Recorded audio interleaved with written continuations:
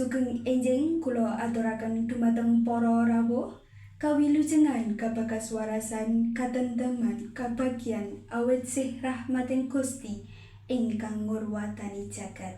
Mugi tansah kajiwa kasarira dumateng kula dalasan panjenengan sedaya. Nuwun dumateng para pepunden, para sepuh pinisepuh ingkang winantu ing pakurmatan.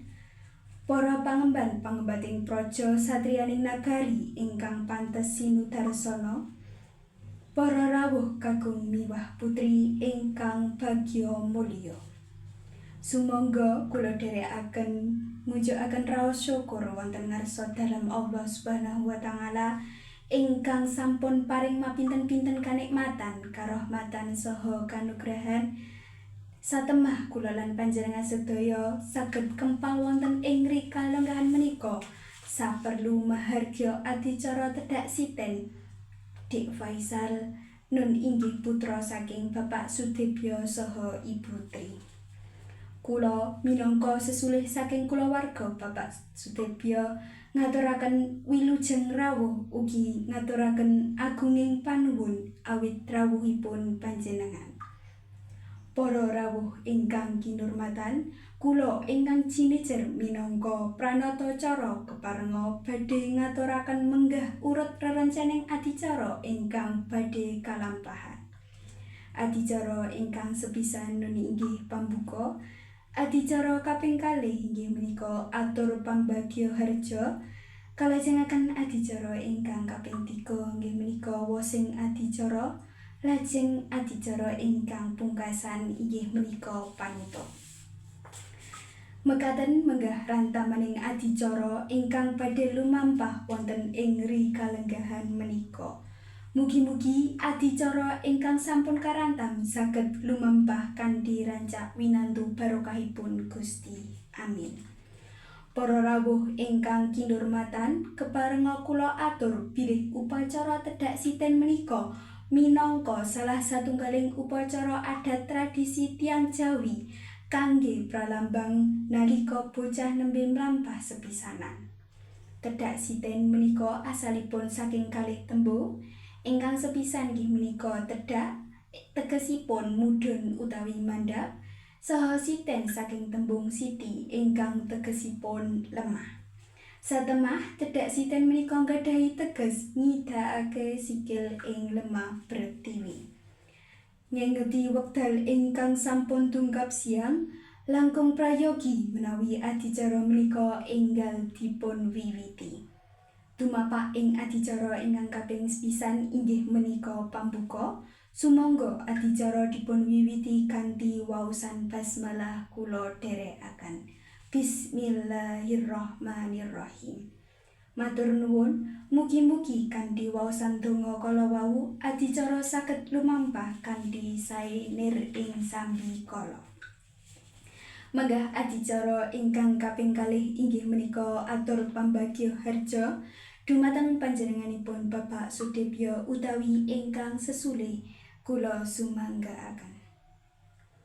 Matur nuwun kaaturaken dumateng panjenenganipun Bapak Sulis ingkang sampun dados sesulih saking panjenenganipun Bapak Sudibyo ingkang sampun paring atur pambagya harja. Para rawuh ingkang minulya, adicara saklajengipun inggih menika wosing adicara. Wondene sampun titiwancinipun adicara tedhak siten dipun wiwiti pramila keparenga wonten ing ngarsanipun Bapak Budi sekalian, Bapak Agus, Bapak Sudibyo miwah Ibu menapa dene para paraga wonten ing adicara tedhak siten menika kaala aturi sumadya ing karsa. Rerencening adicara tedhak siten ingkang sepisan inggih menika sungkeman. Panjenenganipun Bapak Ibu Sudibyo kasuwun sungkem dhateng tiyang sepuh kekalih nyuwun donga pangestu murih anggenipun momong pikantuk katentreman saha manggya bagya mulya. Ngancik adicara ingkang saklajengipun inggih menika anapak siti. Bapak Ibu kekalih mratitesaken lampahipun putra nun inggih Dik Faisal kangge anapak siti ingkang sampun kacawisaken. Anapak Siti menika tegesipun bilih gesangipun manungsa kawiwitan saking Siti lan benjang wangsul malih dhateng Siti utawi bumi. Kanthi pangajap benjing menawi sampun ngancik ing bebrayan agung, Dewaisa saged dados putra ingkang angreksa lestari ing bumi. Adicara salajengipun inggih menika wijikan Sekar Setaman. Murih anggenipun lampahi gesang tansah cinaket ing reh kautaman. Dipun kangge anapak jadah, lare menika katuntun mlampah ing saknginggilipun jadah ingkang gunggungipun wonten 7, antawisipun wonten jadah putih, kuning, abang, coklat, biru, ijo, saha ungu. Mugi-mugi Dek Faisal tansah kasinungan pitulunganipun Gusti Allah Subhanahu wa taala. Kaping gangsal inggih menika napak anda tebu ingkang cacahipun wonten 7. Anda tebu menika kawastanan tebu Arjuna ingkang tegesipun mugi-mugi Dek Faisal saged gadhahi anteping kalbu saha sepihing pamrih ing gawe nalika nglampahi pagesangan. Kaping 6 inggih menika lare dipun lenggahaken wonten ing dampar palenggahan sinambi tinuntun mandhap wonten saking tebu Arjuna. Wondene lare dipun tuntun mlebet wonten ing sangkar utawi kurungan ingkang wonten salebetipun sangkar menika wonten milih dolanan katon maneka warna jenis dolanan. Wonten buku, montor-montoran miwah arta. Dolanan ingkang sampun dipun remi menika gambaraken kados pundi Dek Faisal nglampahi pagesangan benjing. Mugi-mugi Dek Faisal saged ngugemi murih kautaman sampun ngantos nerak wewelaripun unggah-ungguh lan subasita. Kaping 7 inggih menika ingkang putra Dek Faisal siniram toya gege dening ibu. Toya gege ingkang winadahan mengaron mujudaken pangajapipun sak kulawarga bapak miwah ibu ingkang gula wentah. Sampun paripurna sineram toya gege, salajengipun menika lare badhe dipun agemi busana ingkang sae. Sinambi Dek Faisal dipun agemi busana, eyang putri kekalih saged nyebar udik-udik.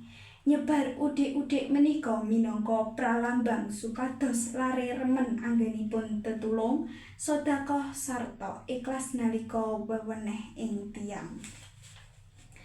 Adicara salajengipun inggih menika seretan sampun rinasa ageman ingkang indah pramila Dek Faisal sowan dhateng eyangipun kekalih kangge nyuwun donga pangestu eyangipun. Upacara tedhak siten kapungkasi kanthi andum dolanan tigan. Tigan menika pralambang saking tigang perkawis inggih menika lair, jodoh saha seda. Sagung para tamu ingkang winantu ing pakurmatan, lumampah adicara menika sampun paripurna. Kula minangka pranatacara bilih wonten lepating atur saha kiranging subasita kula nyuwun agunging pangaksami. Sumangga adicara menika kula lan panjenengan sedaya pungkasi kanthi waosan tahmid kula dherekaken. Alhamdulillahirabbil alamin. Nuwun matur nuwun. Wassalamualaikum warahmatullahi wabarakatuh.